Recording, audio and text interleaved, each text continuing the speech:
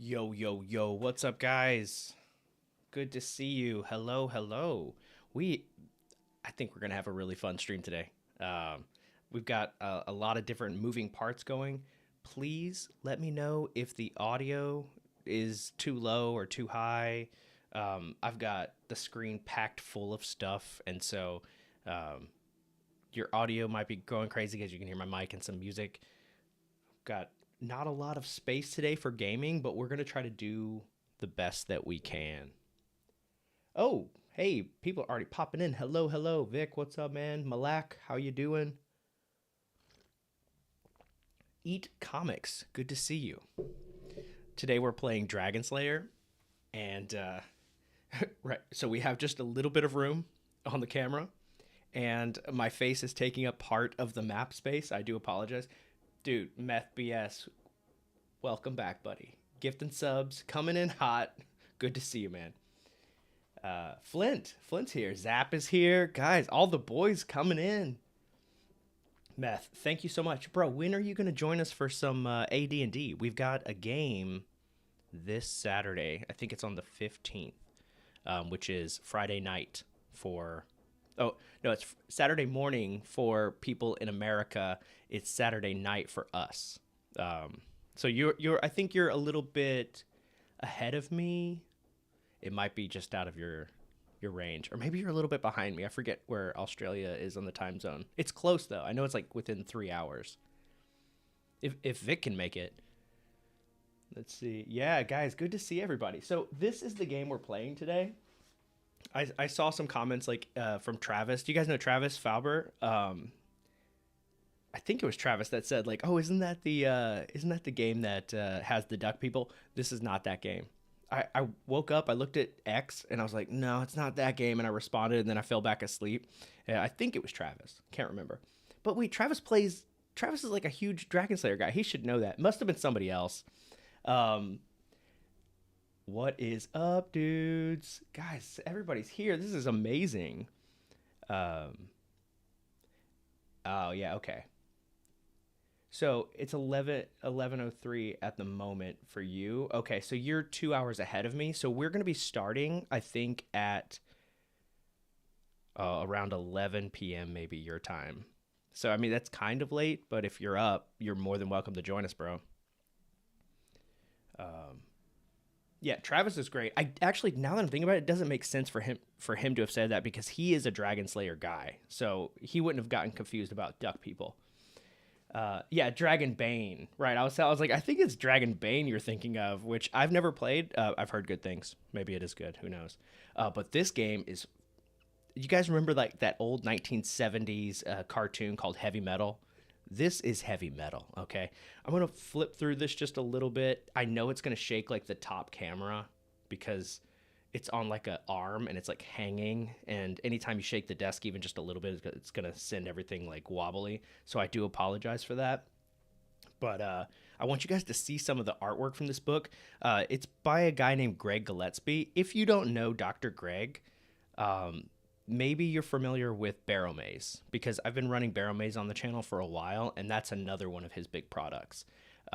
This is his flagship RPG. Dragonbane is good. Mm. Is that D100 like RuneQuest? Okay. My friend, she got me a birthday mug last month, and let's see if I can get it in the camera. It's the only mug that I have that's big enough to hold an entire mini pot of coffee because my coffee maker is just like a mini pot, but it's still too big for a normal cup of coffee, and so I have to like get up and down to finish it. Not anymore. I've got this ridiculously oversized Mike Wazowski mug. Mm. Hello, hello, Flint, dude. We're really glad you did come by.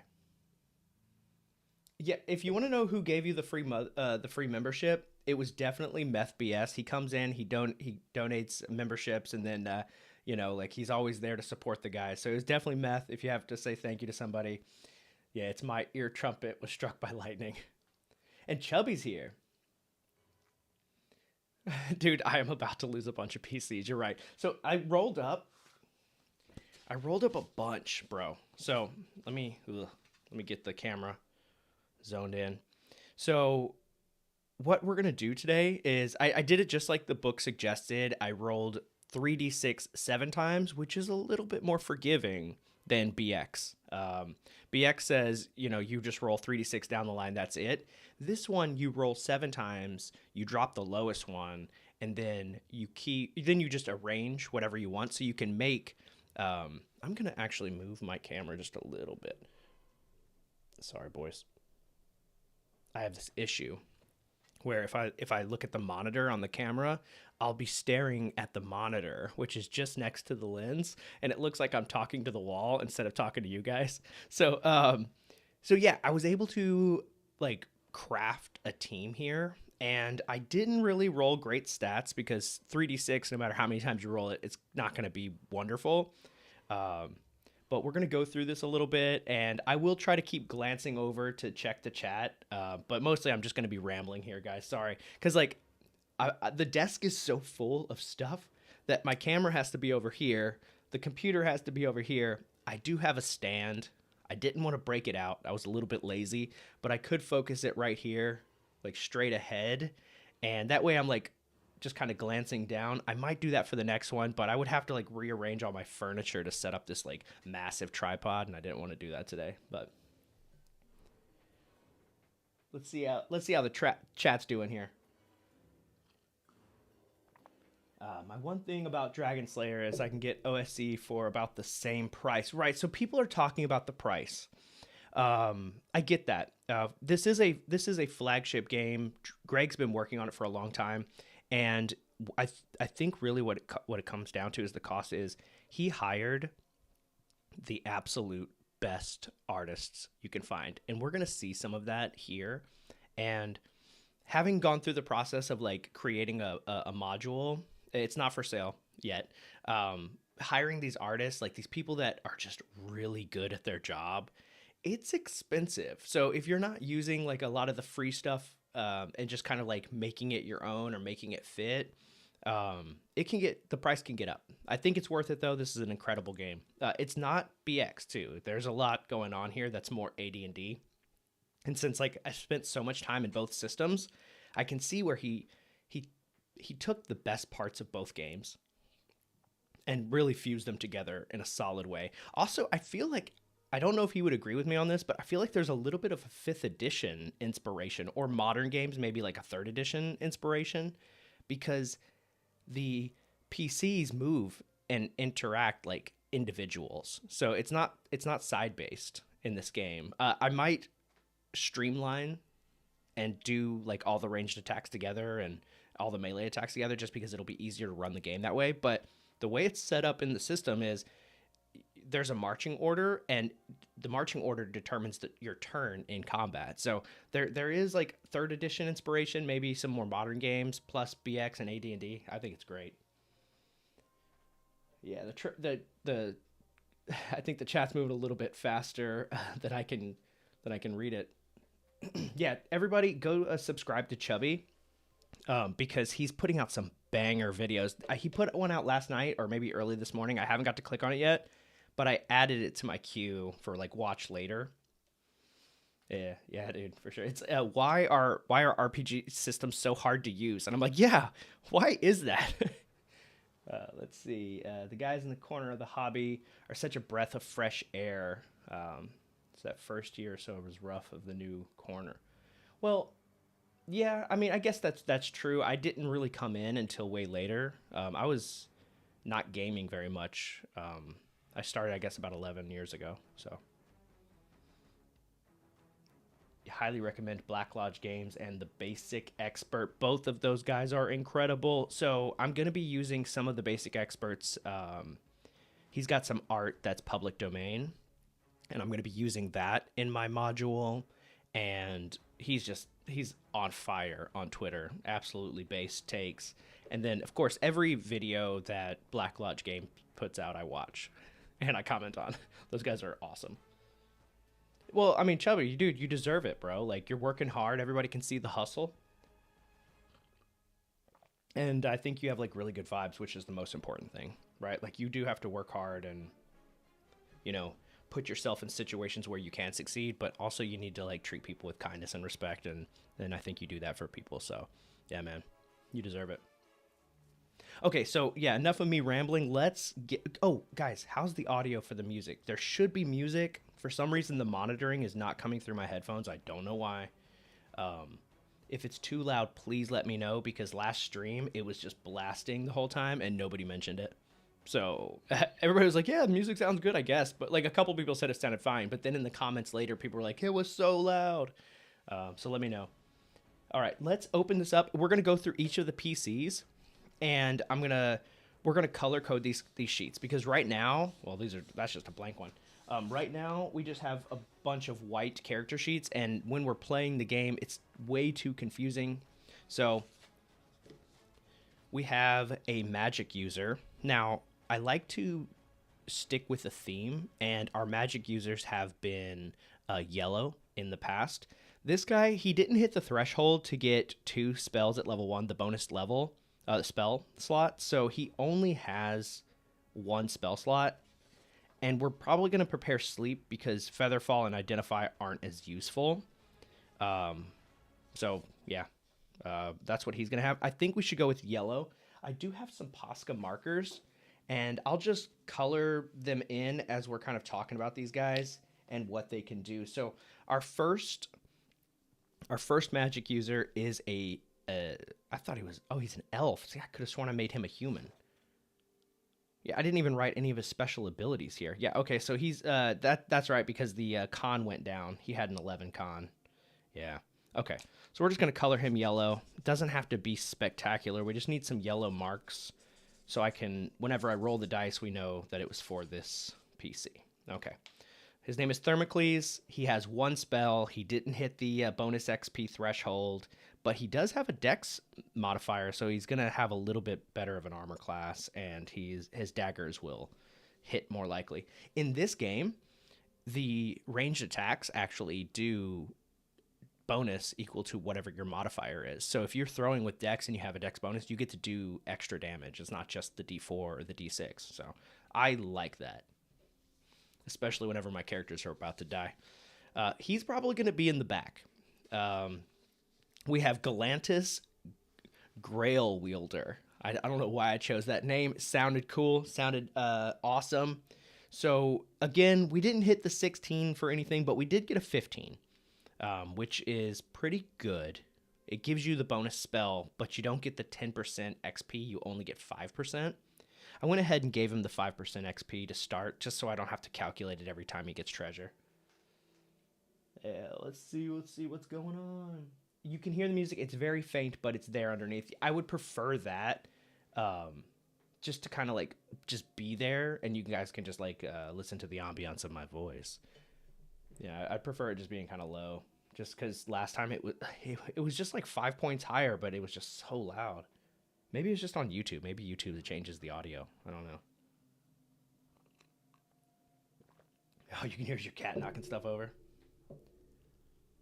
The Gallant Grail Wielder. Yeah, dude, Galantis. So he's got a strength modifier, so he's going to be up front. His AC's 4, which is pretty good to start. His movement is going to be changed. That was for being a human. We're going to have to modify that. The stats I rolled for him were actually pretty good. I dropped a 6. I don't know if you can see like the faint number there, but since he's our since he's our cleric, we're going to put him up front. I didn't roll paladin for anybody. He's going to be red, because tradition has dictated that the cleric is red. So I got my Posca marker, just going to mark him as red. I've got 7 PCs that are going to go in this group. We're going to bump him back. Galantis, he's a human cleric. Yeah, but he does get the bonus spell. So I think getting a 15 can be just as good as getting the 16, because, you know, the extra XP is nice, but like having 2 spells that I can cast in a day, come on. I got Gorthok the Blind. He is a half-orc fighter. He's going to be in the 2nd rank, though, because he's got the halberd. He can do the reach attack. So we're going to have Galantis in the front with another fighter. This guy's going to be behind Galantis, stabbing with the polearm, doing damage at range. He rolled really well, I think, because he got a bunch of 12s, And that's good for a half-orc, because if you look at the half-orc, he gets a bonus of +1 to 2 different stats. And so those 12s jump up to 13s, and then he's like actually like wielding stuff and smashing stuff. So I put that in his strength and one other thing, in his dexterity, I think. Yeah. So yeah, he's gonna be a beefy boy, but he's not a frontline character. So we're gonna use him as green. He has AC 6. He's not really tanky. He's two-handed wielding this big pole arm, but I think it'll be good because we'll be able to do damage, like an intense amount of damage. D10 +1 is nothing to scoff at. And if he kills anybody, he can go again at like an angle and try to hit somebody that's next to this dude who just got hit. Yeah, I'm not bad stats on the cleric, right? Like the 15, that's pretty good. I mean, I think I did get 116. I rolled a bunch of dice and I got 116. I think maybe 2. Is this the 16? Yeah, this is the 16 I got. He rolled incredibly well. Like, just a bunch of 9s, a couple 13s, and then I got the 16. I think the 16 was the first thing that I rolled too, because this was the first character I made. And I was like, oh man, he actually came from a home game that I was playing, and I only used him one time, and then we never got back together. So I just like erased the magic item that he got, and I just kept it or whatever. So, oh, you know what? I think it still says +1 magic item right here. Whatever. It doesn't matter because it's not going to affect the game. Let me just erase that. Yeah, he was from a home game, and I only got to use him one time. And I was like, man, I want to play. I want to play with this dude. So I just used him again. He'll be my frontline guy. He doesn't have his magic sword. But since he's a dwarf, he gets a bunch of modifiers to his saving throws. He'll be great. He's our frontline dude. We're going to put him in blue. Sigurd Brightsteel.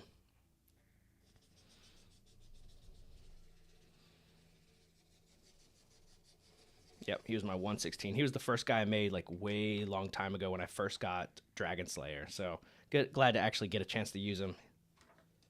All right, put him in the back. Let's see. We got our thief. So our thief, he didn't get the 16, but he did get a 15. Pretty solid stats, mostly +0s all across except for a strength. One little strength bonus, so pretty good. You get a D6. You get a D6 for your thieves here. And traditionally, we've used purple for thieves, so we're going to use purple again. His name is Aerodar. Little Leaf. Letta Leaf, actually, is what I wrote. His longbow, he gets a +2 to the roll because he's an elf. And then he gets a +1 to the damage because he has the dex bonus. He'll be somewhere in the back as well. I wrote down his thief skills back here, and so the race that you choose does affect your thief skills in this version of the game, much like AD&D. A lot of my team has to pay tithes, either to the church or to the Thieves Guild, so we're not going to be keeping all the treasure we get. There's actually quite a few restrictions in this game for treasure. Like, monks can't have more than like a pocket full of coins. Paladins give away all their treasure. Rangers can only have the treasure that they can carry.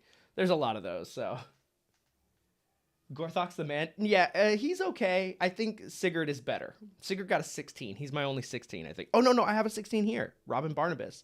I don't remember rolling that, a second 16.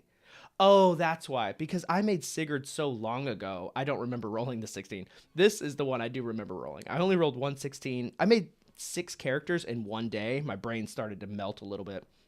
But check this out. His stats were so bad. I rolled a 16, a 4, a 7, a 4, a 6, a 12, and a 9. I got to drop one of the 4s. I was like, oh, thank God.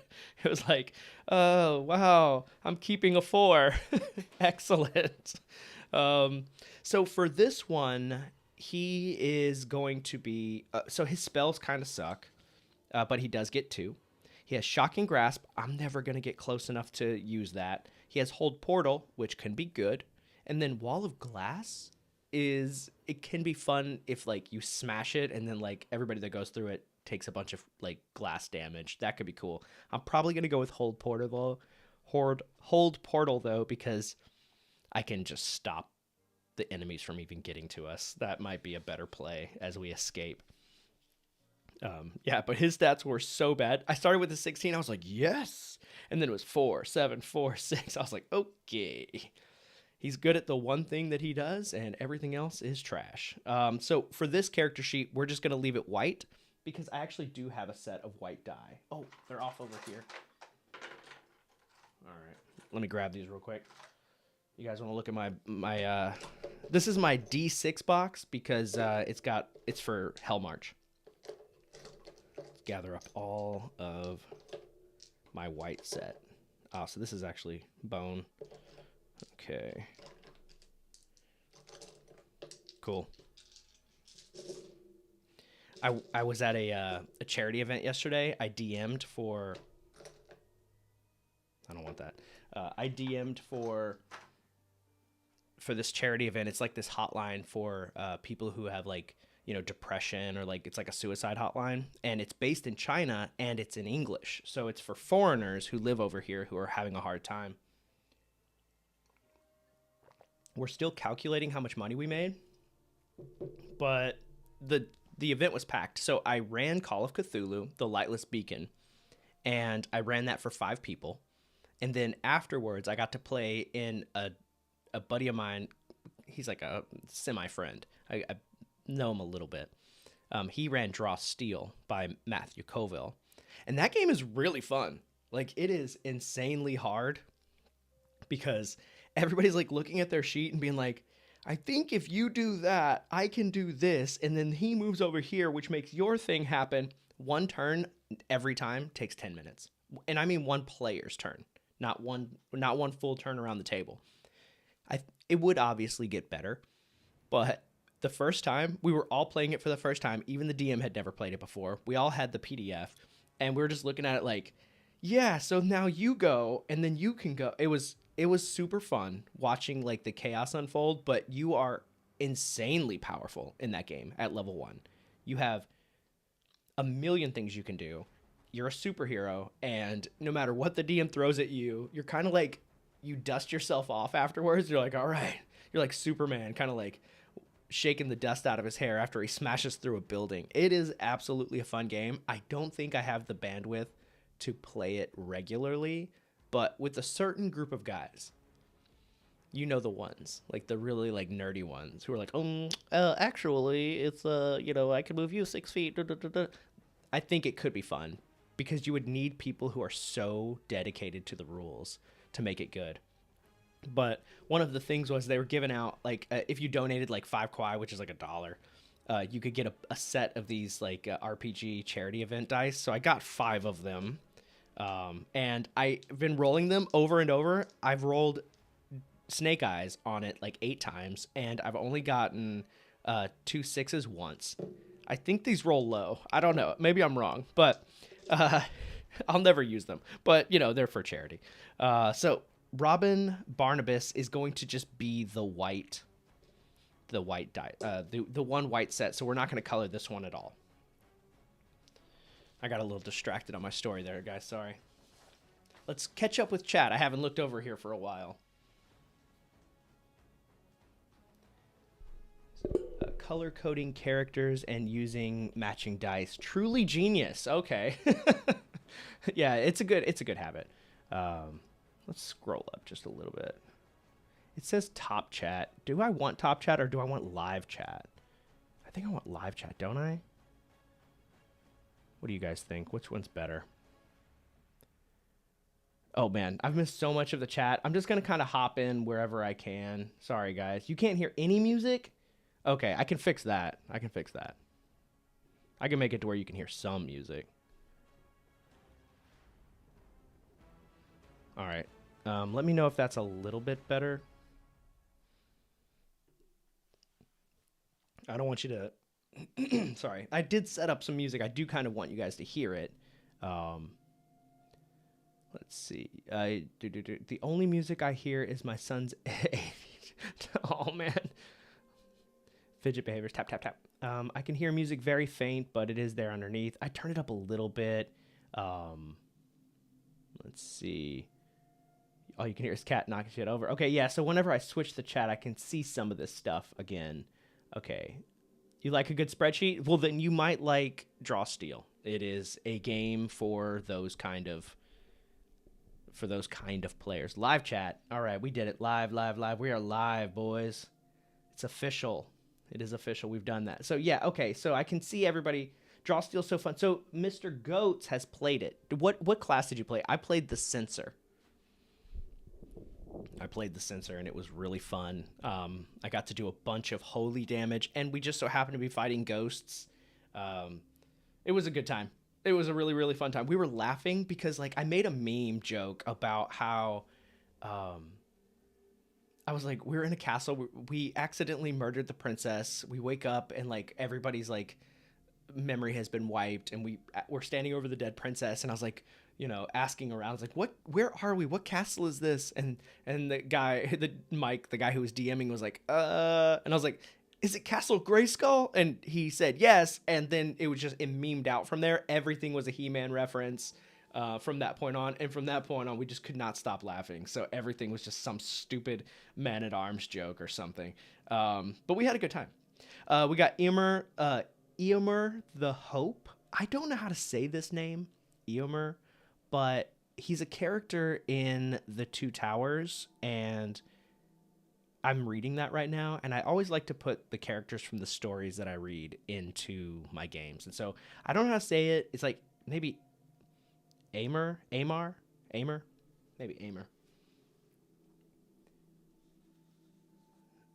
Oh, yeah. So we had an Earth Elementalist, and he got us out of the dungeon, opened up a wall, and we got out into the gardens, and I was like, you know what? I'm just going to go talk to the prince. He owes us a favor anyway. So let's see. For Amar, he is a cleric. He is a cleric, but we've already used red. In our other game, we have a secondary cleric that is orange, and so he's going to be orange.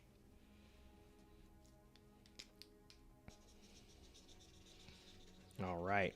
So I've been having a lot of fun recently playing with Shadow Dark and rolling on the random tables, and I've been turning them into shorts. And these shorts, they're actually like really addicting because it takes like, I don't know, like 8 to 10 minutes to make one. I cut it down to less than 3. I put it out there. People watch it. They comment on it. They engage with it. You don't make money with shorts. That's not why you do it. You do it because it's really fun and people can see it. Like YouTube shares your shorts with thousands of people.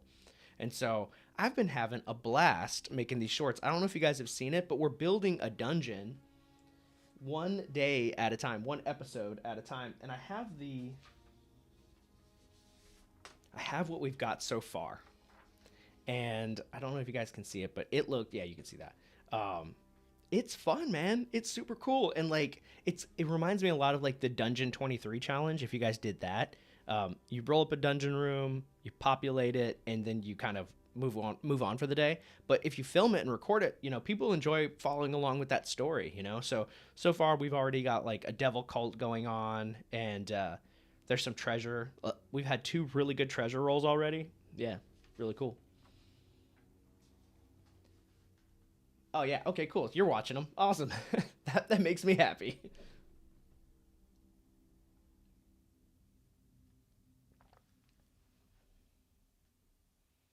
I mean, yeah, I think that you got a meme, especially for a one shot. And we were, you know, raising money for charity. So everybody's just like, you can re-roll your dice if you donate another like dollar to charity or whatever. So everybody was re-rolling. Everybody was like memeing the DMs, like making us like everything that we tried to do. It was being underhanded by these donations, which is just super fun.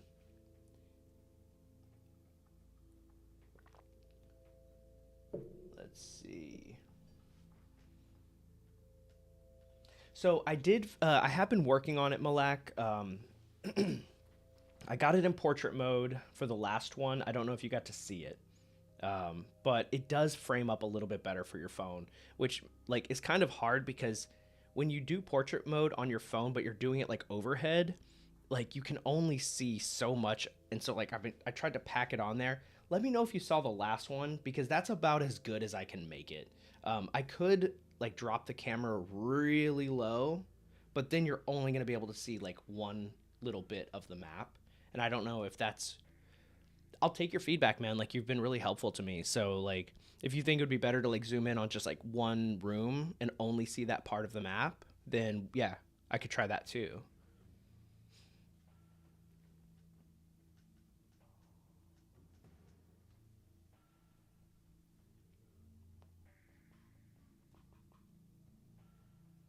You've been using my shorts for inspiration for making the dungeon book, dude. That's cool. Well, it's mostly it's just Kelsey's tables are really good, man. Like, they're super super good. Yeah, she's got something for everything, and so it's just a blast. Yeah, just putting it all together. All right, I think we should get going. Malachi. Oh, it's okay. I'm sorry, dude. I've been saying Malaki for years. You were like one of the original guys on my channel, man. Sorry, I've been saying Malaki every time. Malachi. I might actually continue to say Malaki on accident just because I've been doing it for so long. Malachi. Ah, okay, okay. Interesting choice in the spelling. Yeah, Dungeon 23. Doing one of those starting in the new year. Cool, Zap. Do that. I did it in 23 and I got 4 months done. And then I got really bored. And I was like, I feel like all of these are the same. And so I gave up.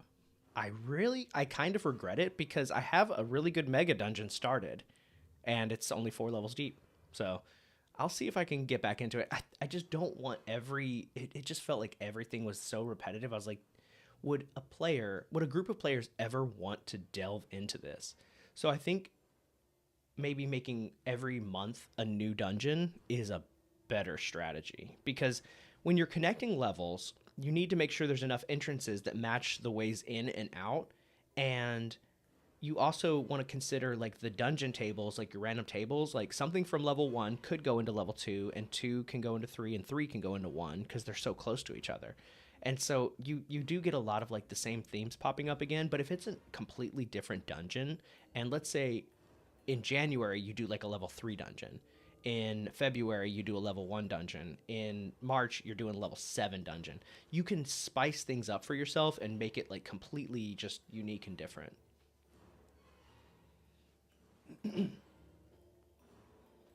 You like Malachi better. Yeah, that's it. All good, bro. Misspelled Malachi for Martin's name. Oh, yeah. It gets stuck in your head, right? All right, so let's run it for the Discord bros. I might, dude. I might. I was thinking about what we're gonna run next week. I really don't want to prepare anything. I kind of just like rolling up the room as we go. It's kind of fun because I don't know what's gonna happen. And whenever you guys encounter 18 goblins, it's like I don't know what you're gonna do. But if I think that if I roll up that room, I'd be like, oh, 18, no, I can't give them that. That's too much. It's 7 goblins instead, so I don't want to. I usually don't prepare too much. I get like a dungeon room, I create a name for it, like an entry dungeon room, so that I know like how many ways in and out there are. I'll create a name for it, and then maybe a monster theme, and then we'll just kind of go from there. So that's probably what's going to happen this Saturday. I have a couple of my Beijing friends who are going to join us, so that'll be cool. And then the channel members, because we only have 3 channel members signed up, and we really want a full group. All right, so what we need now is to figure out the marching order for this insanely large party. Galanthus. All right, there's going to be a lot of paper shuffling here for a little bit. Galanthus and Sigurd are going to be in the front. And then we're going to have...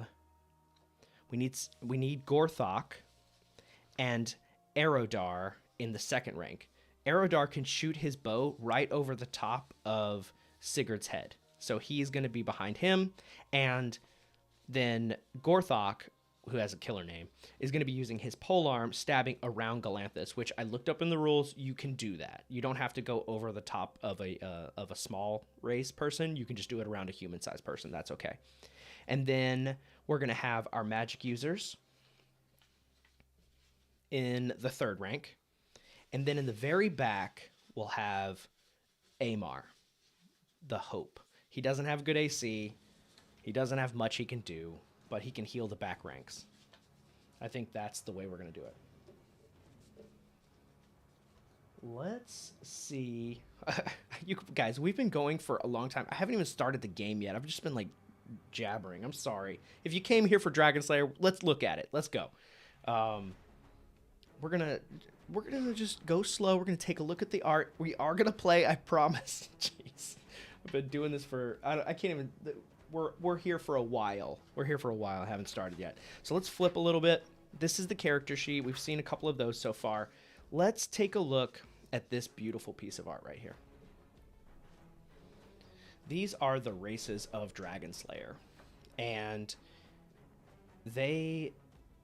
this piece is my favorite of everything in this book. I love seeing this. It reminds me so much of the AD&D image that is very similar to this. I just want to make sure you guys can actually see it though. Like the little dwarf here, like it. The thing is the stream is a few seconds behind me, so you might not be able to see it right away.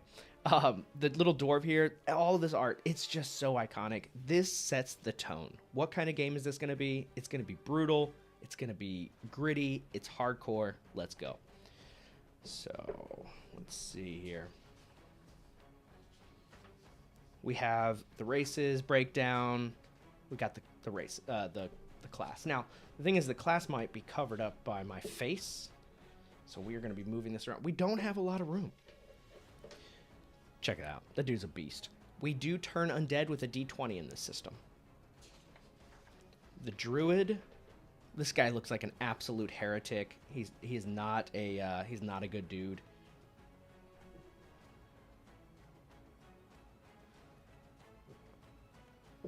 Like he's definitely like a tree hugger, but also like somebody who could do blood sacrifice. You can't trust this kind of guy. We have the monk. I have never rolled up a monk. I've never seen a monk rolled up. We've had lots of characters in my home Dragonslayer game. They all died. We've had a couple rise up again, but never have we seen a monk. The fighter. So he gets the cleave effect. You might notice that my party is strictly the 4 core because those are the dungeon delving classes that just really succeed, and you don't need much as far as your stats to really get them rolling. I love the assassin. I love the druid, but they don't really have a place in the dungeon in the kind of solo plays that we're going to be doing here today. And if we're going to bring somebody and divide up the XP, they need to be contributing something to the party. And so we have 2 fighters, 2 clerics, 2 magic users, and then 1 thief.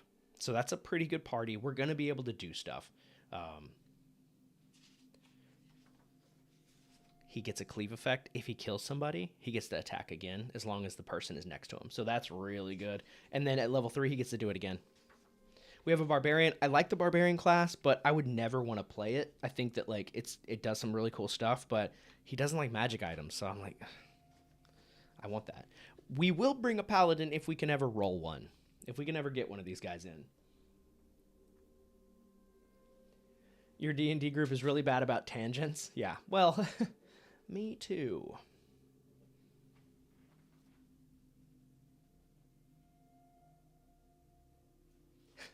Yeah, you farm your players' ideas, bro. Yeah, absolutely. Let's see. Oh, the ranger is actually really good, but so it's not as good as the AD&D one.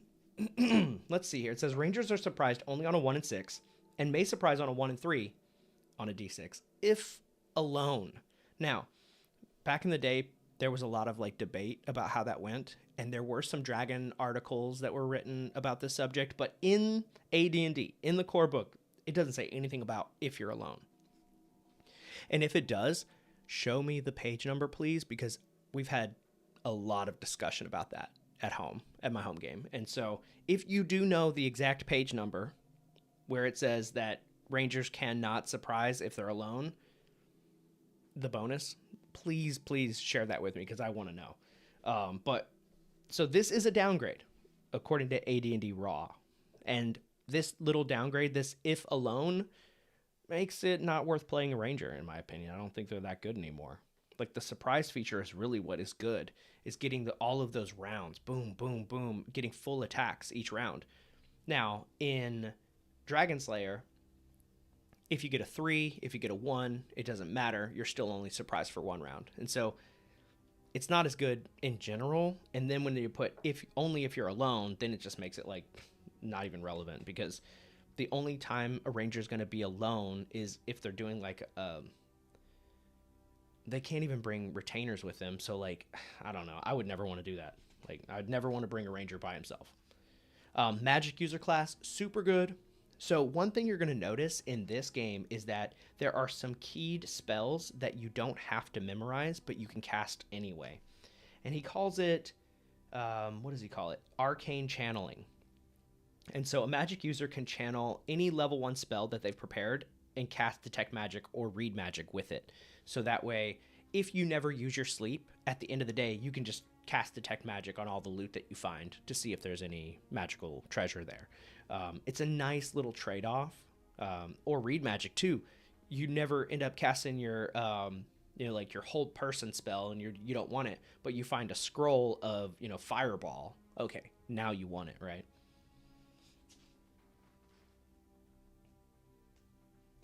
You think cleaving an axe is superior? I actually don't remember. I've read a little bit of axe. I don't remember what the cleave is there. Is this another D&D heartbreaker? I don't know, Delver. It's definitely not AD&D. AD&D. Did you see that I got the original books?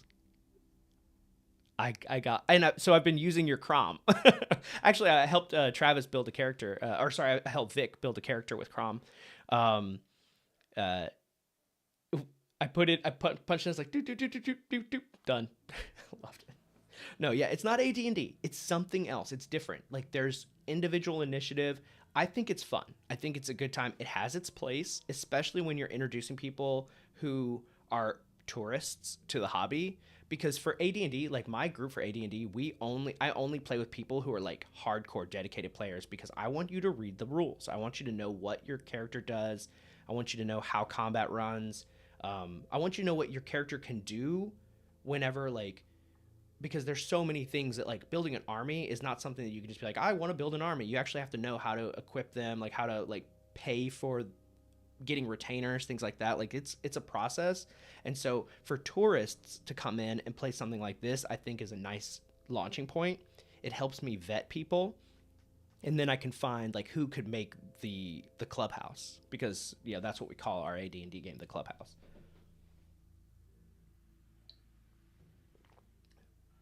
Oh, thank you, sir. Thank you, sir. Bye, Crom. Hey, guys. Okay, yeah, so let's do a little ad here for Mr. Delver.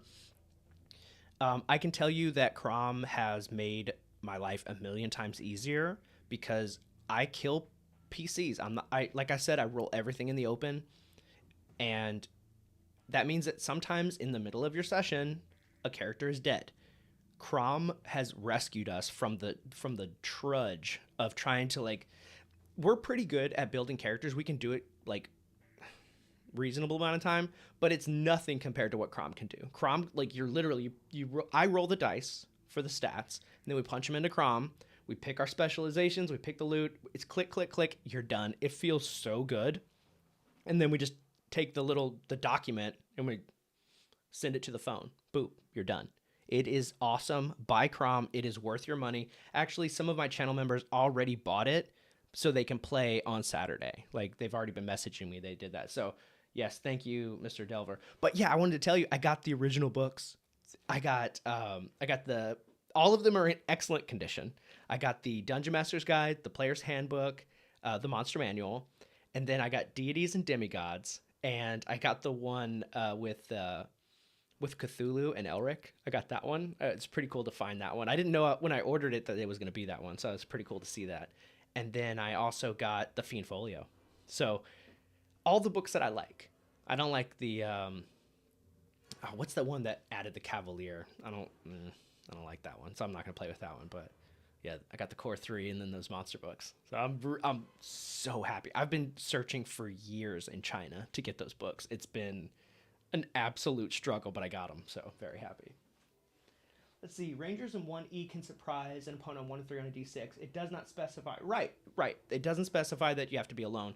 But there were some debates back in the 70s about that, and there were some articles written, and so you'll read things where it says that you have to be alone in some of those letters and discussions. But in the book, I couldn't find anything about that, and I've read it a couple times. So yeah. So you got a true first edition. Yeah, Deities and Demigods. Yeah, no, and it's in like such good condition too. I left it in the other room because my living room, I have like a desk right next to my chair while I'm watching TV, and I can just flip through the books. They are in there. I could go grab them, but it's too small of a screen to just kind of like hold them up. But yeah, I'm so excited. I did put a YouTube short out when I unboxed them when they shipped over, and I went through it and I was like, oh, I got that rare one. That's kind of cool. Like, I know that they're not super rare, but to get that one is kind of cool because it's extra monsters. So, not seeing anything about them having to be alone, right? Yeah, I don't think it is. And which makes them, yeah, Unearthed Arcana. Yeah, I don't like that book. I love the Cavalier. It's my favorite class. But the power level kind of shifts in the game, and some of the rulings, and like they change Paladin. I'm not going to use that. I just use the core 3. Yes, back to Dragonslayer. Travis, dude, I was just talking about you. I was just mentioning how you're like a hardcore guy. He's actually working on, he's been working on for a while, a module for Dragonslayer. It won like an award for, what was it? Like it wasn't the 1-page award. Which one was it? Which award did you win? You won like one of the contests, because I'm in the Facebook group. Yeah. Oh, you just did one about deities and demigods? I'll check it out. Yeah. So I've been doing a lot of shorts on like just randomly generating dungeons. So I like shorts. They're kind of fun, but you do have to like get the phone the right way. This is the Illusionist. I don't think they're that great. They're fine. Thief, gotta have one. Okay, check out this art, guys. It's all shadow and stuff. Greg hired the best artist. Okay, so I think it's time. We've looked at kind of like enough of the art. I think we can play the game now. We're going to be like shifting stuff around a lot. I apologize. It's not great for the camera because it's going to shake everything. But we're going to flip all the way to the back. There's a little random dungeon generator. It's simple. Should be easy enough for us to use. And I'm going to go straight into the marker, and I'm not going to use a pencil, which means we might have some mistakes. We're going to fill this in. We're going to move our guys through the dungeon. We're going to see how this works in a solo play. I've never done it with Dragonslayer. We're really testing this out for the first time. So, I'll try my best to let everybody see everything that's happening. There's really not a lot of room here, so we're going to do what we can. Before we get started, let's check the chat one more time. Yeah, you'd love to get the deity and demigod. Dude, honestly, like when I got it, I was just like, that's awesome, because I didn't know that that's what I was getting. It was a surprise. I figured that like all those copies were just kind of like owned, and whenever you're like just clicking on a button to say buy, like you're not going to get one of those. I figured they would like advertise it, but I don't think the seller knew what it was. They were just like, here's a book called Deity and Demigods. Illusionists are fun, but very different. Yeah, they're very much like they are in AD&D. They have a place. I just don't want them in my dungeon. Like if I'm bringing a magic user, I want magic user spells. Okay, so yeah, you did. Yeah, so let's see what Travis was saying. You win the dungeon design contest. Yeah, that's what it was. Yeah, Travis, dude, thank you for that PDF. I've only glanced at it. I looked at some of the art that you have in there. Looks pretty cool. It kind of fits the theme of Dragonslayer. So great work on that. I will be running it with my home guys very, very soon. FBS, my main dude. Thank you for the membership. Let's see who wins. Oh, Malachi got it. Yeah, cool. If you want a better Cavalier, you would like my Knight class. Yeah, I probably would, man. Honestly, I want a Knight. It's my favorite class. They're so cool. And the Cavalier, I think the Cavalier does a great job. It's just, it's in a book that just kind of unbalances everything, and it throws off AD&D. And what I love about AD&D is those 3 books, those 3 core. So, all right, we're going to roll a D8. We're going to get started. Guys, I've been just blabbing for so long. Let's just do this. Oh my gosh. Okay, room number 7. We're going to start with room number 7. It's going to get, we're going straight into the marker, so it's going to, if I mess up, we're just going to ignore it. All right. We're going to start in the center, and we are rocking and rolling. Just, be patient with me as I'm like staring down. It's not as interesting to see. Also, guys, if you don't think that you need to see my face at all, if you're happy just to see my hands, I'm more than okay with not showing you my face. This is not about vanity. It's about retention. I want people to like feel like I'm actually there and hang out with me for a while we do this. All right, so we have a nice little shape here. Oh, it's supposed to look like that. All right, so there could be a passage this way and a passage this way. I've added like a little notes here because there's some things missing from the book that we really need. Like, for example, number of doors. So I'm going to roll a d6. Let me move these charity dice. These charity dice are really cute, but I'm not going to be using them because I don't know how balanced they are. I don't think they're very balanced. I always hit 1s on them. Okay, so we're going to roll a real d6. And we have a 3 gives us, there's one door, and then that means the other way is a passageway. So let's go ahead and put the door right here. Boop, boop, boop. Just put a little rectangle on it. This is not going to be one of those beautiful high art ones. This is going to be, we're rocking and rolling. We are moving through this space, and we are going to kill some monsters, get some treasure, right? Okay, so let's see. What could be in this room? So we can look a little bit. There's a bunch of tables here that we can use to kind of just have a good time with it. So yeah, okay, what's this dungeon? What are we looking at here? We have 4. It's just a dry dungeon. That's good. We don't want to be soaked. And then you turn the page to page 270. You get to see a bunch of cool art, and you see this dungeon room content. So usually for the first room of the dungeon, it's empty. You can explore, but we're going to roll anyway because, you know what? That's what we came for. 5 tells us it's empty with treasure and a trap. Okay, so the first time you get in here, people are exploring this space for the first time, and this is the part I love about solo play. You get to rationalize everything and like make it a part of a story, a greater narrative. So we have these stairs coming down, right? And somewhere in this room is a treasure, but it's trapped. And every time people come down to get the treasure, they hit this trap and they die. That's why the treasure was never taken. Okay, all right, Goat. Dude, thank you for coming by.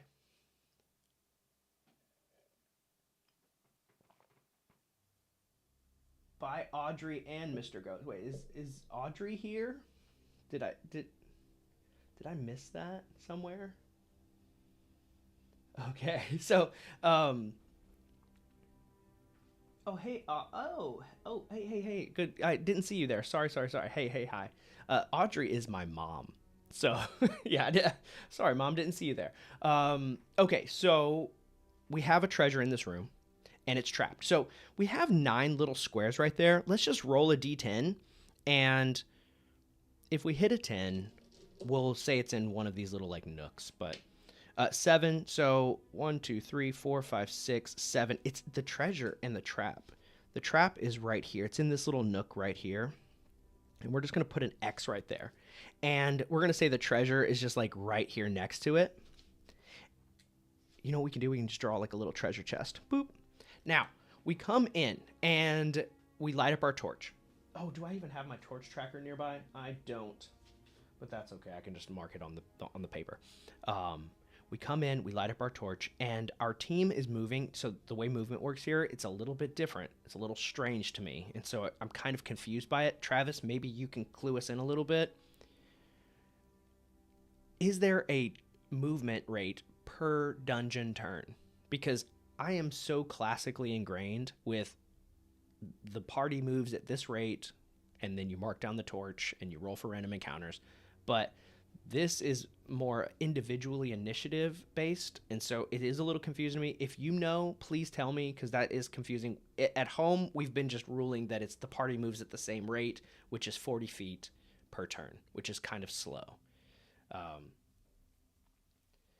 And so they come in, and it's 1, 2, 3, and once they're into the room, they get basically one dungeon turn. And then they're going to search. They're going to spread around and look for stuff. And so here's what we're going to do. We have 7 people in the party. We're going to spread them out throughout the room. And the only person we really need to know, where does the thief go? Because the thief, we see that treasure. And I feel like everybody knows when you see the treasure, the thief needs to check it for traps. I think that logically would flow with any party. Every party is going to be like, check that treasure chest for traps. And so I say that he's going to go over there because it just makes too much sense for him not to. And so he's going to go over there, and let's see if he can find the treasure. Our thief can find treasure and traps. Find traps. Let's see. What is his skill for finding traps? He has a 35% chance. So very low chance of even seeing this trap. We don't even know what the trap is. Let's roll for that. We have a trap. Let's see. We can roll the treasure in a second. Let's find the traps because we want to know.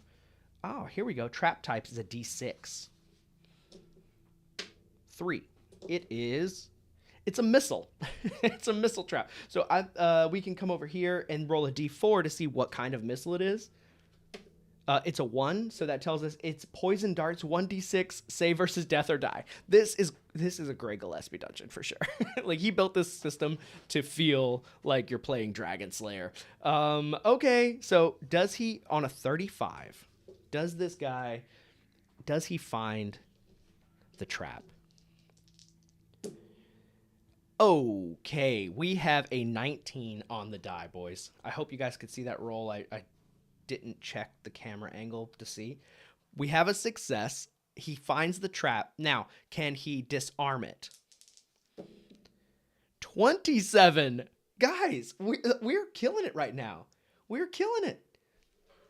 Okay, I can see now that I need to slide this up. Yeah. Oh, sorry, guys. That's lame. I'm going to slide the book up a little bit because there's a lot of dead space up here at the top. Yeah. Okay, I think this is right. Once the stream catches up, I'll have the stream in the right. I'll have the book in the right spot. Okay, yeah, that's where it's got to be. You can see the roll. Okay. So you just do your own movement rate based off the slowest player's movement, right? Okay. 3x is 10 minutes. So you would say 120 feet. Yeah, that makes more sense because that's the fastest rate in AD&D. How about this? Let's say, yeah, it does. Yeah, that's the same. 10 minutes for 1 10 feet square. Let's say they can go, let's say 60 feet. I'll just say 60 feet because that's what a heavily armored guy can go in most other systems. So he finds the trap, he disarms the trap, and we get the treasure. That's right away a reward right there. What is the treasure, though? That there is a table for that. So over here, it's treasure type A. I'll just kind of crunch this up so you guys can see it. We roll a d20. It's a natural 20. Sorry, that was probably really loud in the microphone. We got a natural 20. You got a random magic item in the first room in the treasure chest. There's just a random magic item. I love this game. This is the blessed run, boys. This is the blessed run. Yeah, let's go. Okay, so we got a random magic item, which means we have to go. We have to turn our bunch of pages to the magic item section. Oh, I opened it up right to the right area. So we're going to roll a D100 here and see what's in store for our team. What did we get? It would be really cool if we started off with like magic armor or something. Like that would just be really great. 66 tells us it's a sword. Very cool. We love a sword. Our heroes love a sword. And so we turn over to, look at all this awesome art, guys. Look at this cool ring with an eyeball on it.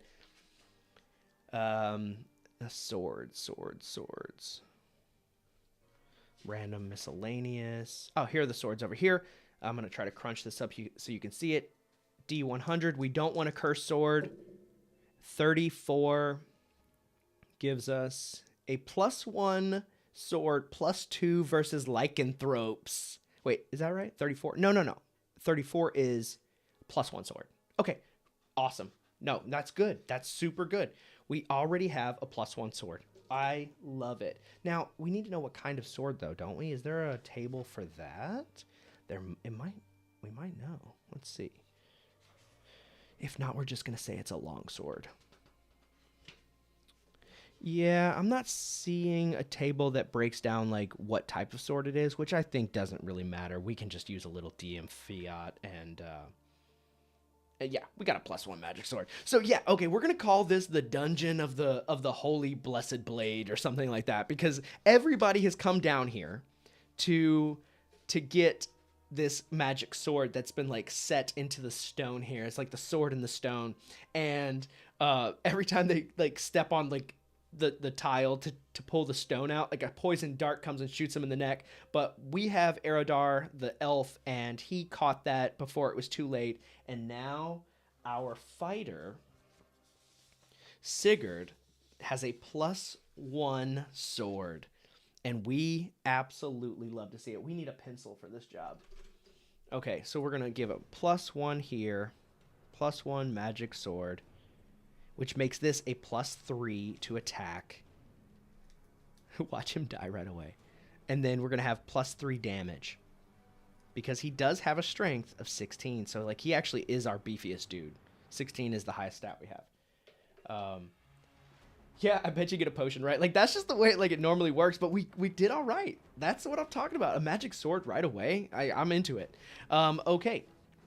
Now, we have a door here. We need to check like the status of the door. We're going all the way back.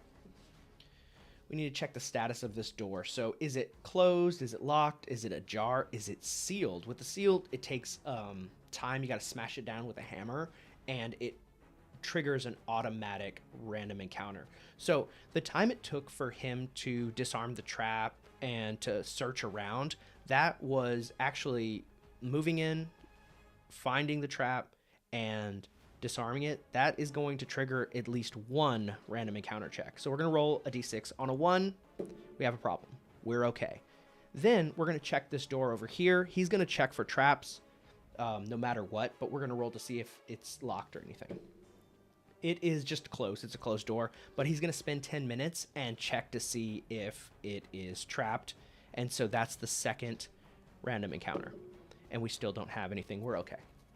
And now, do we want to go through the door or through this passage? Evens, odds. Let's roll for it. Odds, we are going through the passage. I made a little bit of a chart over here to like dictate what happens with the passage. So first we roll to see how long it is. It's going to be 40 feet and it's going to be a T intersection. So we're going to go 40 feet and then we'll have a little T shape. This isn't my most beautiful work, boys, but you know, we are where we are.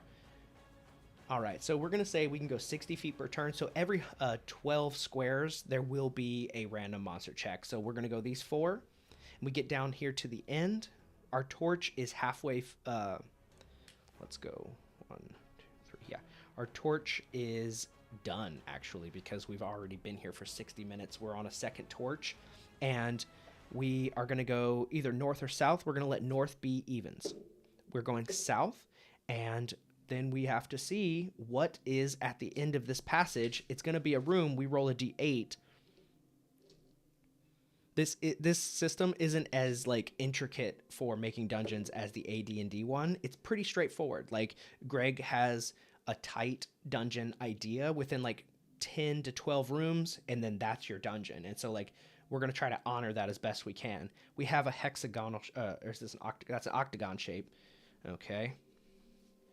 And we'll say, okay, so for this, we're going to say it comes in through this way, and we just have like a nice little octagon, but we can still roll to see how many additional rooms we want to add into this little tiny room.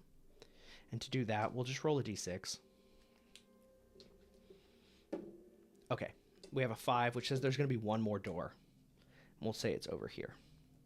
Okay. Now, is this door on the very edge here, is it locked? Is it open? Let's find out. That's a d6. 6 says that it's a sealed door. So to even get into this room, we have to smash the hammer and break it open.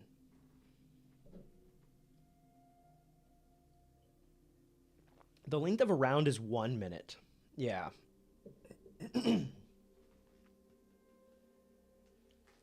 Okay, so you're saying the movement rates are all defined per round. Right. We were talking about that, how it's individual initiative. And so for us to do a dungeon turn in a solo play, we're going to have the whole group move together at the slowest rate, which is like a heavily armored dude. And so we're going to just say he can go about 60 feet in 10 minutes when he's searching.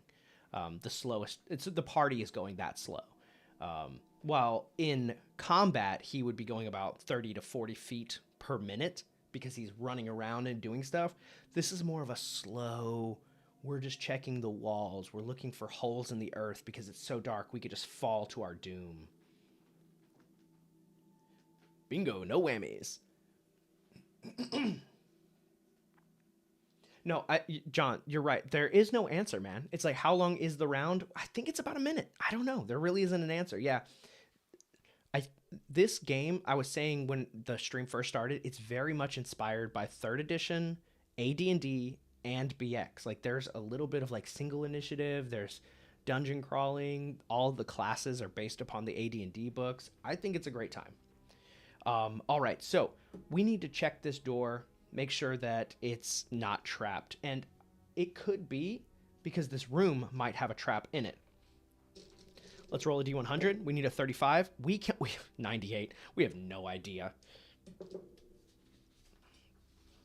Let's see. It is locked. Okay, so it is locked. That is something that we need to deal with. But is this a room that has a trap? Because if it does, we're going to put it on the door. We roll a d12 for this. 10. It is a monster with treasure. Oh, we're going to have a little bit of combat, boys. Because he's not going to give up his treasure very easily. We'll roll a random encounter. We'll roll the reaction roll. But so we have a locked door. I'm just going to put a little dot here to show us that it's locked. Now, can we open it in a quiet way without letting the monster know that we're there? Just a little. If we have to bash it down, the monster will not be surprised, but we could still be surprised. So, for the door, let's take a look at Aerodar's skills. I'm going to have to bring Aerodar out a little bit here. So, for opening locks, he has a 30% chance to do this. Let's see if he can get this door open and we can maybe surprise this monster. We don't want him to know that we're coming. 98 again, 298. So all of his luck ran out earlier. So the type of sword is on page 248. Oh, okay. Okay, man. Hey, dude, thanks for coming by, brother. Thanks for that. On page 248, we'll find out what kind of sword it is. Let's do that real quick. Well, before we forget. 248. Oh, look at this cool art. Conan style stuff. 248. Oh, yeah, there it is. All right, we'll roll a D100 for that. Whoa, let's not lose that. This is a 92. It is a two-handed sword. Okay, very cool. Two-handed sword. Excellent. I don't know what kind of damage a two-handed sword does. Maybe 2d6. Is that right? We're going to go all the way back. All the way back to the gear list. Two-handed sword is beefy, dude. It's beefy.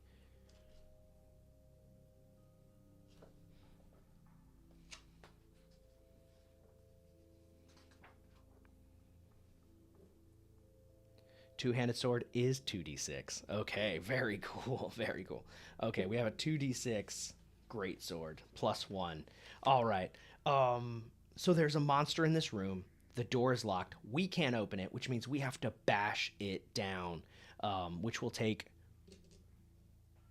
a random encounter.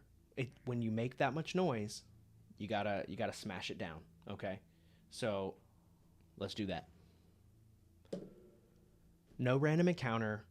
Our torch is about halfway now, and I think we also have a random encounter because of the time it spent to check the door and try to unlock it. So, oh, okay. So we smashed the door down, and we're gonna have a random encounter plus the monster that's in the room. So we have a lot of things that are going on. Let's see here. The monster in the room, we're going to use the monster table for levels 1 through 3. But then there's the random encounter tables, which are a little further in. And we're going to find both pages at the same time so we can... Yeah, we have the wandering monster list. So this is what we encounter randomly. 15, it's Morlocks. And then in the actual dungeon room, what do we have? 19, a D4 zombies. Okay, so in this room, and they have treasure. So, like... This is going to be a mess. Okay, so we have 3 zombies in the room and probably some Morlocks. The Morlocks, we can roll a d4 to see what direction they come from. Actually, it'll be either behind us, so 1, 2, or they're in the room already. 3. So let's roll a d3 for that. 2, so they're going to actually be coming from the other direction on us. Sorry, I spit a little. Okay. So these Morlocks are coming from this way. The zombies are coming from this way. We're smashing down the door. The door comes down. The zombies see us. The Morlocks, how do they feel about us? Oh, no. Yeah, they want to fight. They don't like us at all. And so we are pinned in between 2 different factions. We need to know how many Morlocks are there. Oh, geez. This is going to be rough. We turned pretty close to the right page already, though. Oh, look at these Morlocks. They're so creepy looking, dude. So there's a D8 of them. Now, if we're out in the wilderness, it would be a D20 plus 8, but we're not going to have to deal with that. They have armor class 6. Let's roll our D8, see how many. There are 7 of them. Oh, man, this is rough. So, are we surprised? Are they surprised? The zombies cannot be surprised. So, the Morlocks are going to be on... Oh, they won't be surprised because we smashed a bunch of noise. They are coming because we made all that noise. And so, they're not surprised. The only people that can be surprised is us. And if we roll a 1 or a 2, it might be game over. We are not surprised. We are good to go. Thank goodness, because that would have been brutal. We are going to prepare a spell, Sleep, for the Morlocks. We are going to prepare... we're going to be using our turn undeads to attempt to make these zombies go away. And they will flee for a few rounds, which will give us time to just chop them and make them run away from like the Holy Cross symbol of Saint Yig. Now, we need to roll for initiative. So will it be us or them? Will our spell get to go off? They are going to go first. So everything is they're just going to destroy us probably. We're not going to survive very long. The Morlocks are coming in from the back. We only have 1 person defending in the back. It's not going to be good. He's going to take a bunch of attacks. That's really bad. And the zombies are going to be attacking from the front. That's really bad. So let's see. They have AC 6. Let's look at the zombie stats real quick. I think they have 2 HD. This could be it. Within just a few moments of the dungeon, we could be completely dead. We did roll. It was a D4 zombies. Let's roll for that right now. This says a D4 plus 1, but in the dungeon encounter, it says just a D4. So there's only 1 zombie from the other way. So that's not so bad. We can probably deal with that. So yeah, it's got 2 hit die, armor class 8. So let's write this down. AC 8 and AC 6. and 1 HD and 2 HD. All right. The zombie has a couple of hit points. Let's try to deal with this thing. Man, this is not the way you want it to go. All right, it has 10 hit points. It's a beefy boy. The rest of them only have 1. Okay. Now, all of their attacks are coming in. So the thing is since it is individual initiative, these Morlocks, they can't really all reach us at once, but I will say that 3 of them can at the same time. Their attacks vary, so let's read a little bit about them. Maybe they have some weapons they can use at range. So Morlocks are a race of degenerate subterranean humanoid predators. They possess no hair, and their skin is pale white and slimy. These are chuds. Their hands or feet are partially webbed, and they are excellent swimmers. They are predatory carnivores. They're chaotic evil. Morlocks are completely blind and employ an advanced form of echolocation like bats to navigate their hunting grounds. To compensate, their olfactory and auditory senses are ultra-sensitive. Their echolocation and senses provide them with an equivalent of 90 foot of dark vision, and they can only be surprised on a 1. Well, they won't be surprised anyway. To best use their senses in unfamiliar ground, they constantly stop, and then they're like determining, okay, they can climb as thieves. There's like a clicking sound. Morlocks use their sharp claws in combat and strike for 1d2, 1d2. If both claws are successful, a Morlock receives an additional bite for a d3. Morlocks are primitive, and they use their claws over weapons. So they do have stone clubs and spears. Let's see. Okay, so we're gonna let them. We're gonna let 6 of them attack. We're gonna say the 3 in the front will do their claw attacks. Then the 3 in the back row are going to do spear attacks. And then the one in the far back can't reach. All right, so we're going to have 6 attacks coming out, and they're all against our poor cleric who's stuck in the back by himself. He's the lone defender. We have, that's 4, 5, 6. Okay. Oh, jeez, what is his armor class? This poor fool, he's about to get shredded. Armor class 7. This is not good. This is not good. All right, here we go. Let's get a nice little dice box here. All right, we have some obvious hits right away. This one's gonna hit, and this one's gonna hit. Oh, the monsters, they have their own system, don't they? So they add their hit die to their attack roll. Isn't that how they do it? Oh man, it's such a weird system. It's not straight up Thaco. So let's see. I know for sure we have 2 hits. Let's look at how the monsters do their attack rolls. It's really weird. It's like they take their hit die and they add it to their d20, and if that equals 20, then they hit or something like that. I don't know. We'll find it. That we're here to learn together, boys. That's what we're doing this for, is to figure out this system and make it good. All right, so here's how the monsters attack. Just like a player, they identify the target and the weapon. Okay, prior to the d20 roll, the monster attacks as fighters and use the hit die as level to determine the combat bonus. Oh, okay. They attack as fighters. Never mind, I'm wrong. Okay, so since they attack as fighters, the 12s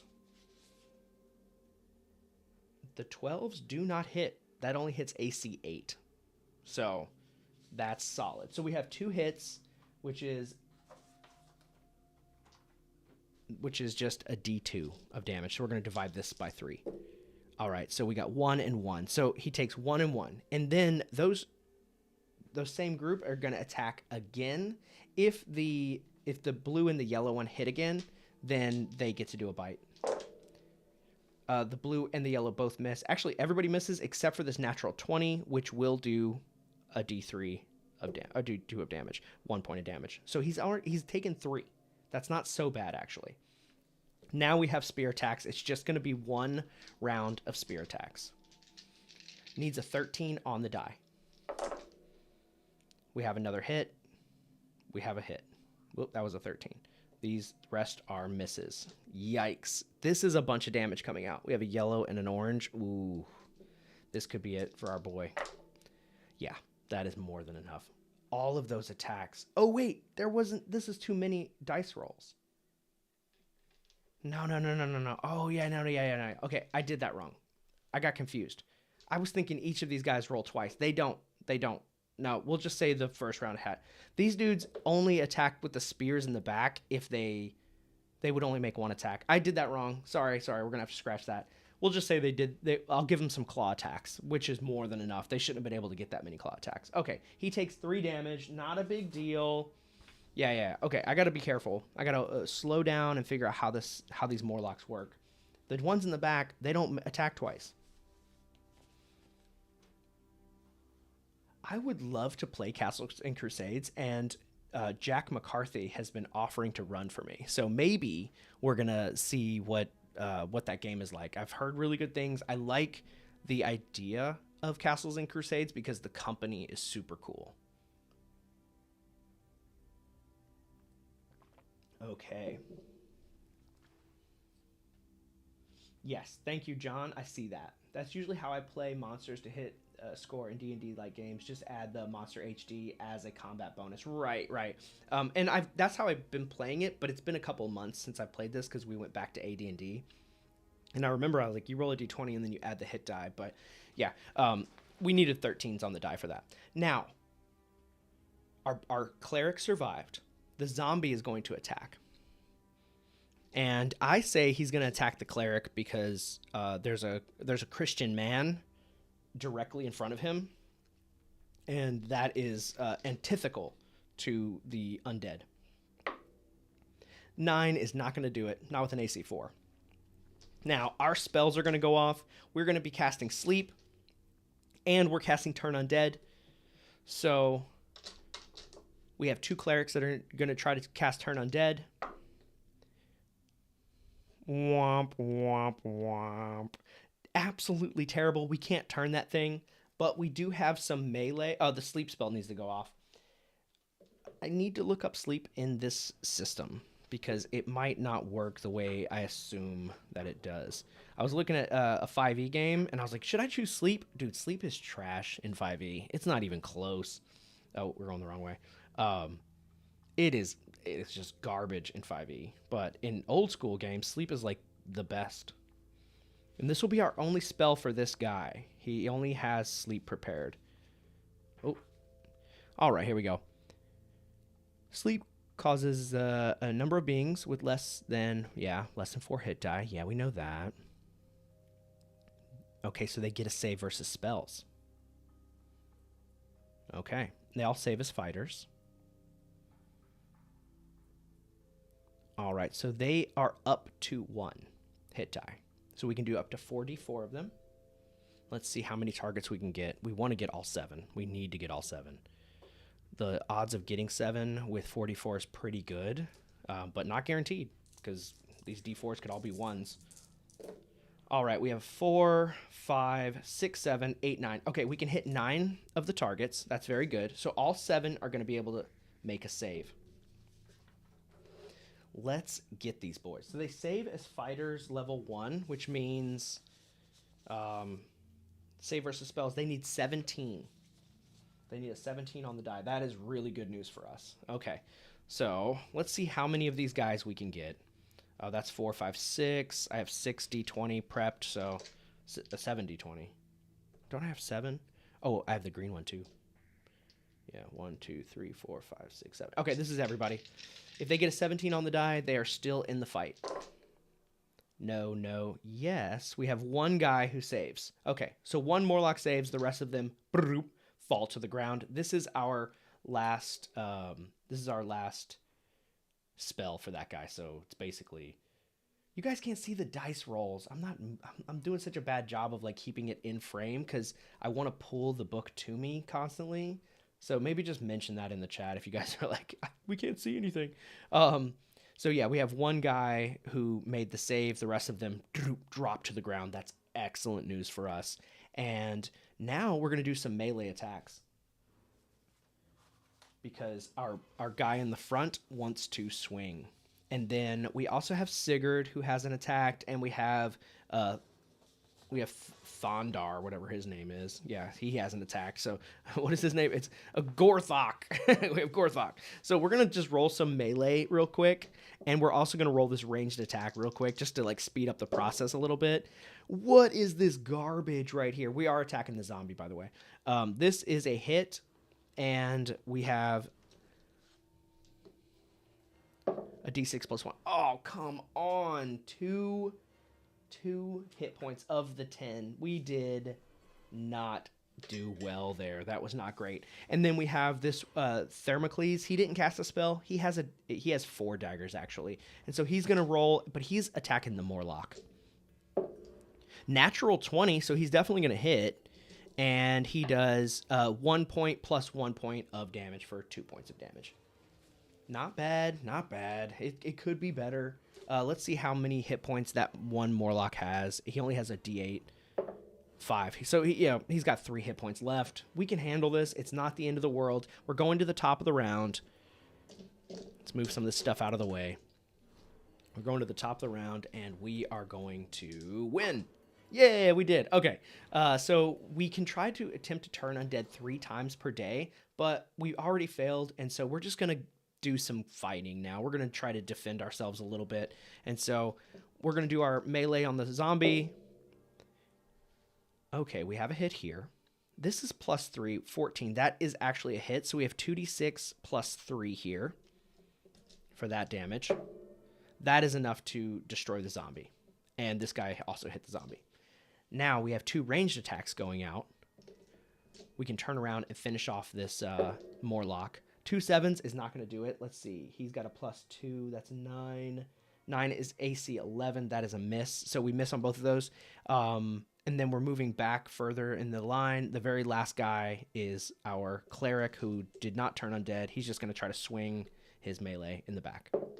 Natural 20 is a hit, and he has a hammer enough to destroy the Morlock, which means we've killed the zombie.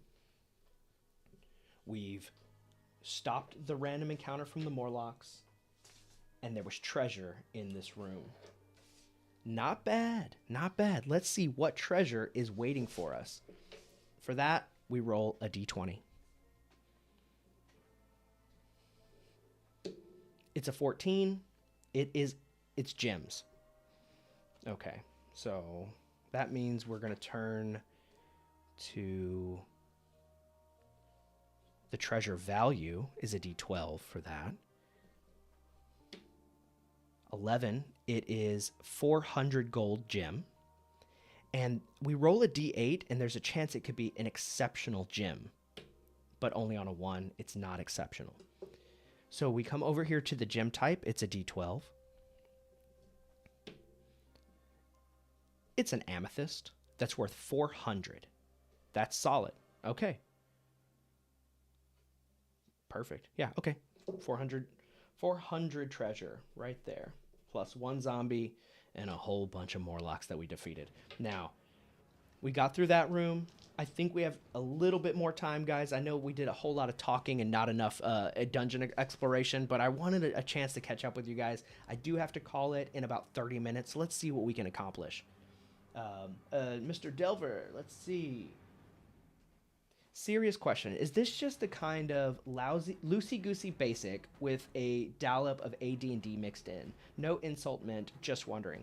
I think it is a little bit more complicated than BX, but it is another one of those versions of Dungeons and Dragons. It is a fun version of D&D. I think it's better than BX because BX there's not enough to do in that game. And so he took some of the best parts of AD&D and dropped it on top of that. There are parts of 3rd edition, maybe even 5th edition, that I don't like that he included, if I'm being honest. I think that there should be like more clear dungeon turns and movement should be regular, not individual initiative. But it's a very fun and cool system, and I think that Dr. Greg writes amazing stuff. And so if you're a fan of of this kind of game and you're not as hardcore as AD&D, if you're not like, if you can't like find the time or the group to commit to that, then this is an excellent alternative. Let's see. It's kind of a blend of BX and AD&D. There's no racist class. There are class restrictions, which I like. Let's see. Yeah, he adds the Cyclops person, and there are some variants in the classes. Yeah. Say it's primarily a dungeon crawler. That is what it is. No rules for strongholds or followers. Yeah.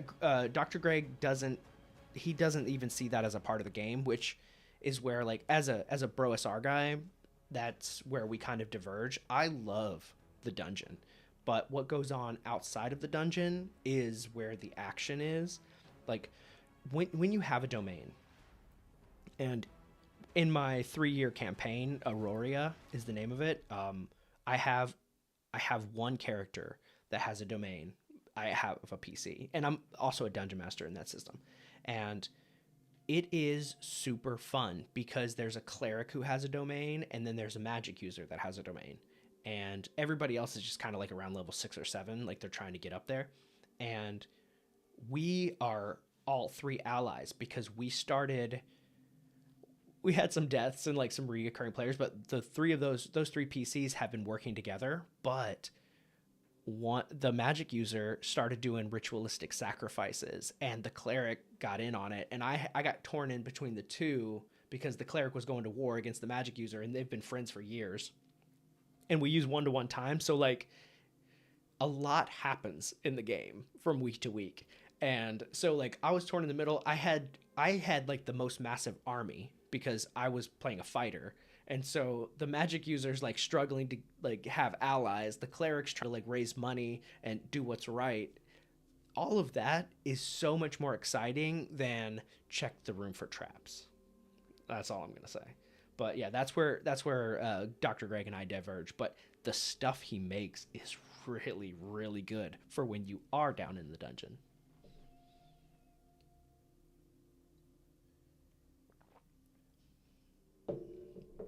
Okay, so we're gonna do another room. We got the treasure from here. We got the 400 gold. Let's check this door. Is it locked? It is sealed. We have to spend 10 minutes smashing it open, and we're gonna have to do a. Oh, I see. I see that the YouTube is acting up. It just gave me a little bit of a warning. All right. Hopefully you guys can still hear me. We're gonna smash in this door and. Oh, another random encounter, guys. Okay, so I think this will probably be the last thing that we can do because we're running out of time. We had another random encounter. We are so unlucky.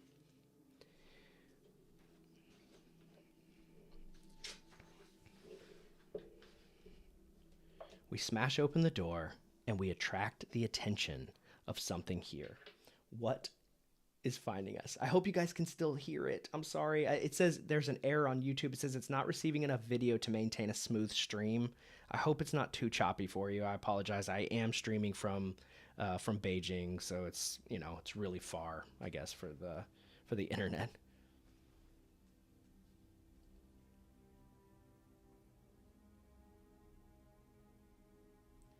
All right, here we go. Let's see. What is it that we're going to encounter? 10, it's goblins. It's a D8 of goblins. What do we see? It's only 1 goblin. Okay, I think this is going to give us a little bit of an advantage on our encounter roll. I'm going to give it a +1 because he's all by himself. 7 + 1 is 8, and then we have a modifier of another +1. So does anybody speak goblin in my party? I don't think they do, actually. Common.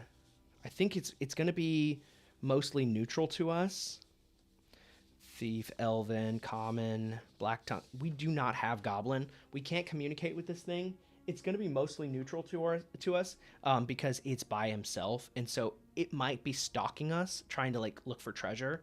And since he's by himself, he's not going to try to engage with us. Maybe he just continues to just kind of follow us along like Gollum in the Fellowship, and he hasn't made his presence fully known yet, but he's like looking for an opportunity to steal our gem that we just got.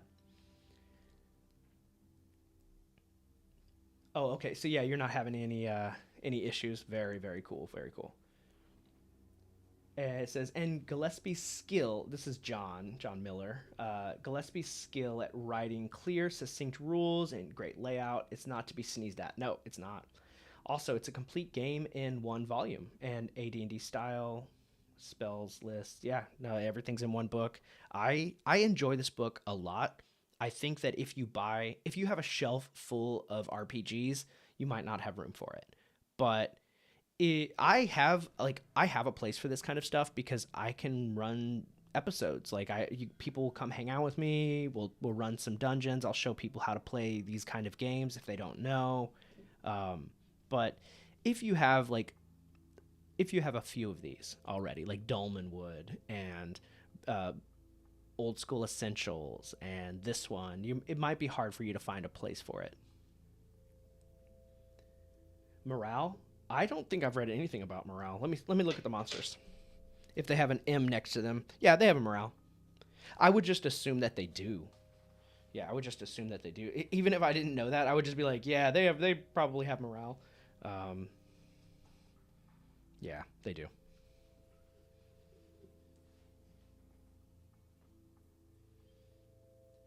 Yeah, if I was outnumbered, I would definitely be tossing treasure. The only treasure we got is the gem. I don't want to lose it. It's 400. Like my 7 dudes have to divide up 400, 400 gold for the treasure. Okay, let's. Yeah, we smashed open the door. Let's see what is beyond the door. We never got to that. So it's a D8. It's an 8. So it's this little chamber here. I really like how like his dungeons are very tight. So like you can do just like 4 or 5 rooms, and you're like that's the whole place. So let's just see what is inside. We're just gonna shape this out real quick.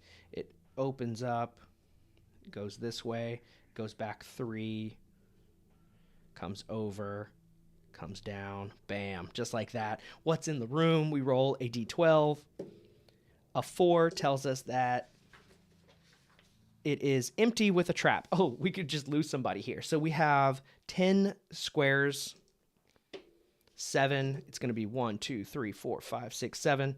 So it's back here, but we are going to be searching around. There's nothing obvious. So, excuse me. So I think we could, well, what kind of trap is it? Let's find out. It could affect everybody if it's gas, right? Let's see. Hopefully we don't set it off. We can just avoid it. It's 1, which tells us that it is a pit trap. And on a D8, we can see that this pit trap is 20 feet deep with spikes and yellow mold at the bottom. Ah! So we are going to be moving around the room. That's a part of this. It is. Like you're checking every bit of the walls. Maybe there's a secret door, you know. And so when we go over here, who is going to be up front? We know that it is our dwarf and our cleric are up front.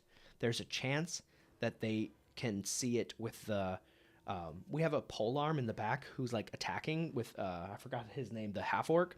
So he's kind of like tapping and checking.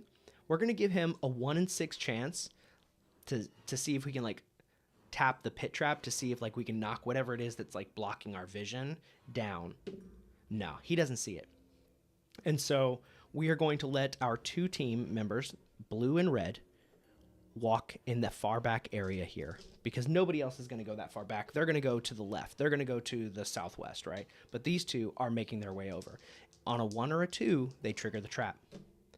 Neither of them trigger. So maybe like when they're stepping around, like they actually like they kind of like walk on the edge like, whoa, I feel my foot falling down.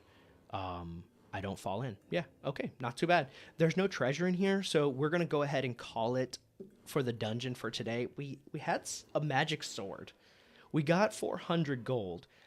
Our guys are nowhere near leveling up, but we did get to like we got to stress test a little bit of this in a solo play scenario. So you guys can see how to do it at home. You can see how to run this at your table. If you're doing this, if you're making the dungeon as you go for your friends, you're going to want to move much more quickly about this than I did. Or just like wait for them to be chatting and talking with each other and then just start like sketching things out as you go.